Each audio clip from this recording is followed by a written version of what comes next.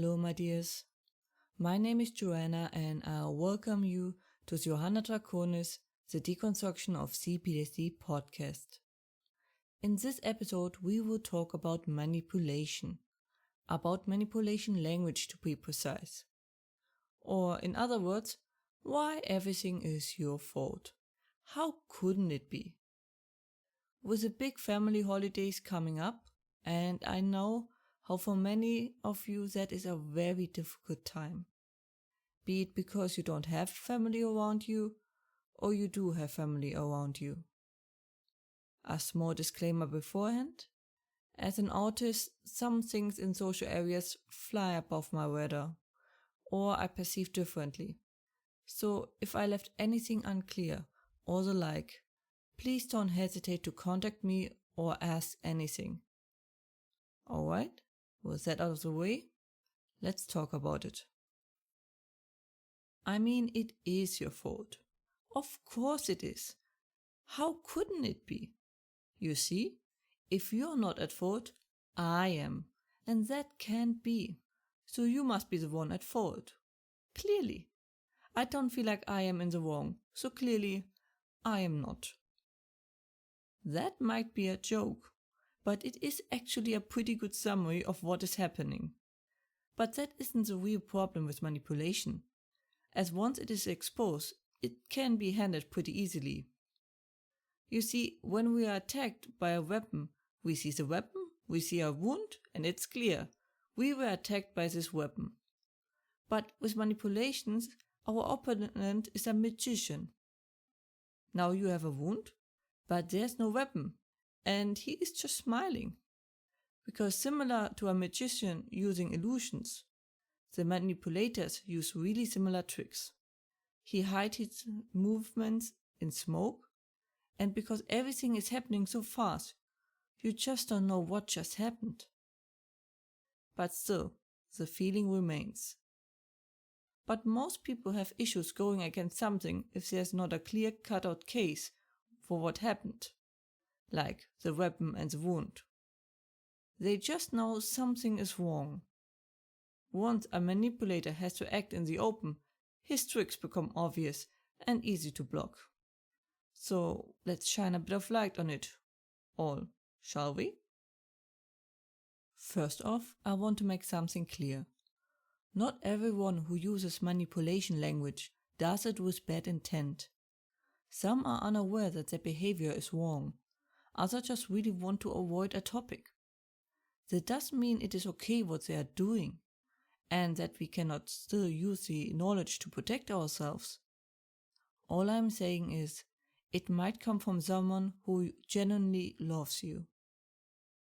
And nonetheless, it doesn't matter how good or loving a person is, they still can do things wrong. Sometimes they can do very bad things. And they have no right to tell you how to feel about that. But to that later. Manipulators can take many forms and shapes. Just because someone is weak, handicapped, or a victim doesn't mean they can't also be a culprit. Weakness doesn't mean helplessness. It can be used as a weapon.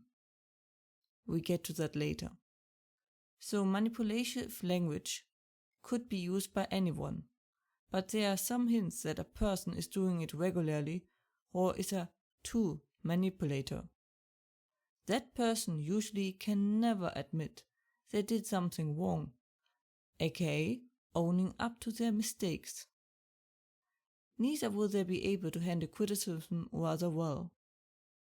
They can't really understand the feeling of the others. Some people might have cut all contact with them, for absolutely no reason at all, totally. Another hint might be that they are beloved in their society. Everyone loves them. Yeah, that can be a huge red flag.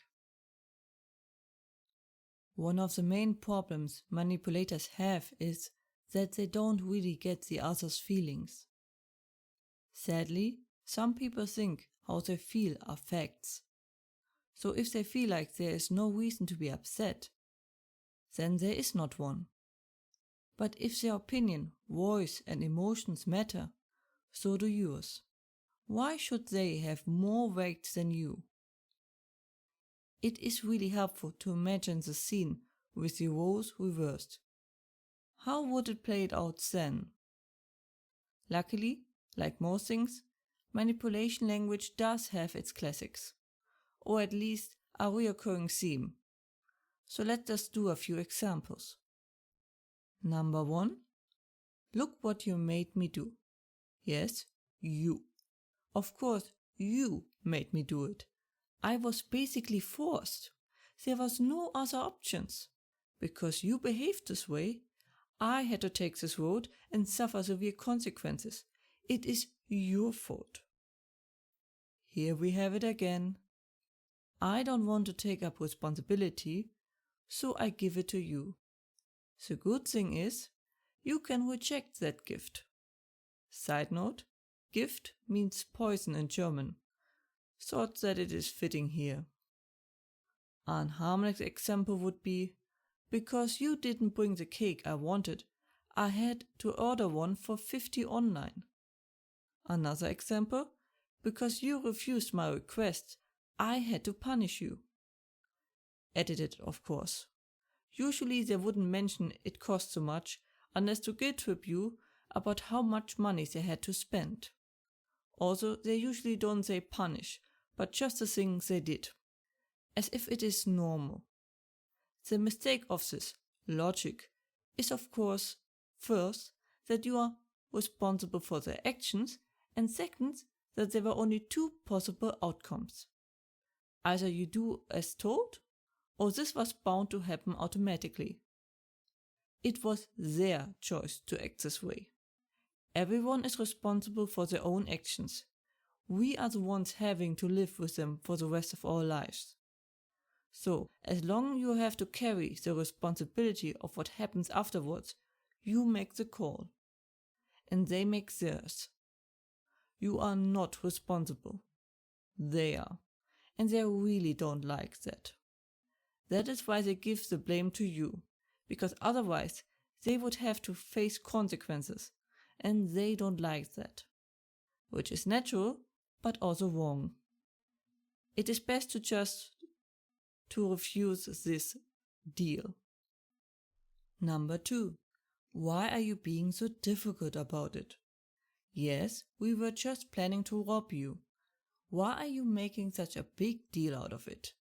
We were all having such a nice time, but no, you had to call the cops and now I'm in prison because of you. Of course it is your fault, because otherwise I would be responsible for the mess I am in right now. Once again, you are given the blame and responsibility to a situation. You see a pattern? So this time it is a bit more destructive. As you were passive in the last example, you are now active. As in actively trying to ruin the people around you. Usually it happens if you refuse to play along. Other example would be, if you tell someone that their partner is cheating, you are not at fault for the marriage breaking up. The person cheating is. They made that choice.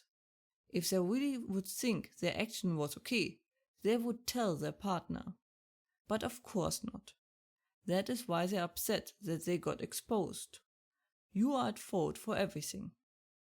So if you hadn't taken the moral high ground, aka didn't want to live with guilt and keeping his cheating a secret, they wouldn't be in that mess, completely ignoring that they choose to cheat.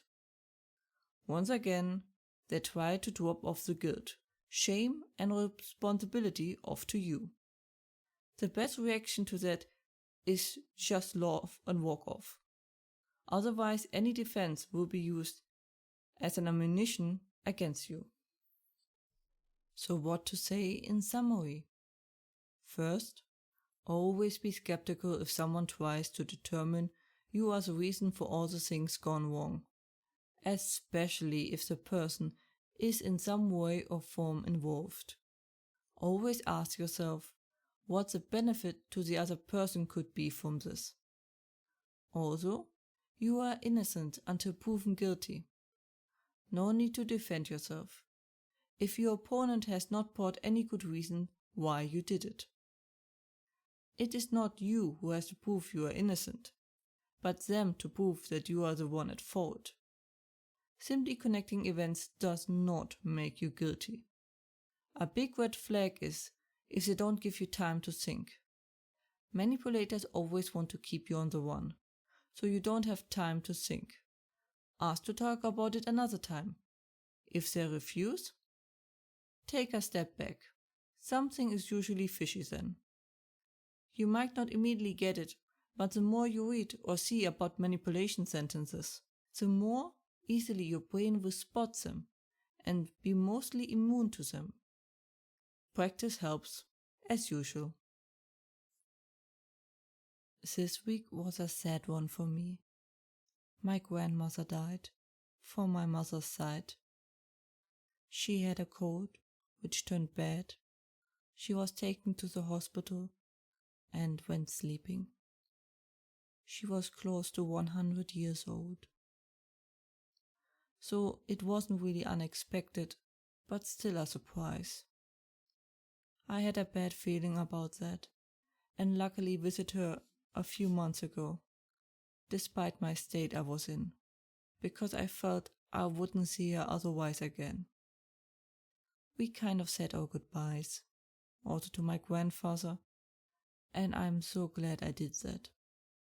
I would have felt horrible otherwise, as I only could visit them a few times during the last years because of my C-PTSD.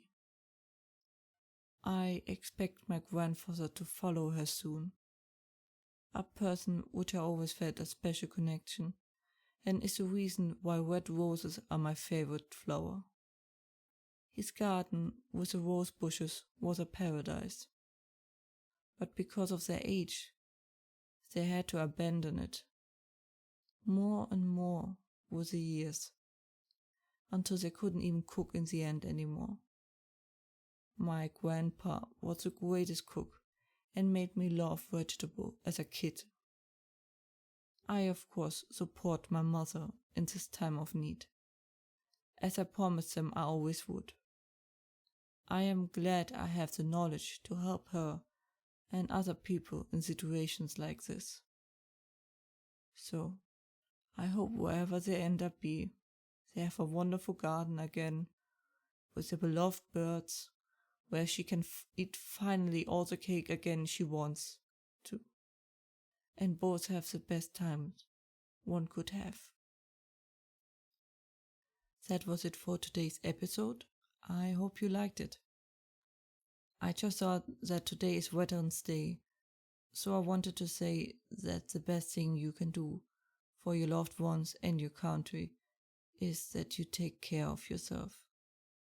Losing someone is horrible. Even if you think no one cares, someone does. You are not alone in this.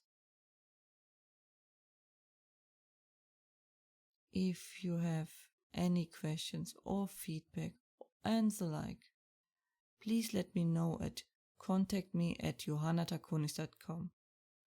More information and transcripts you can find as usually under johannatakonis.com/podcast, and links are in the description.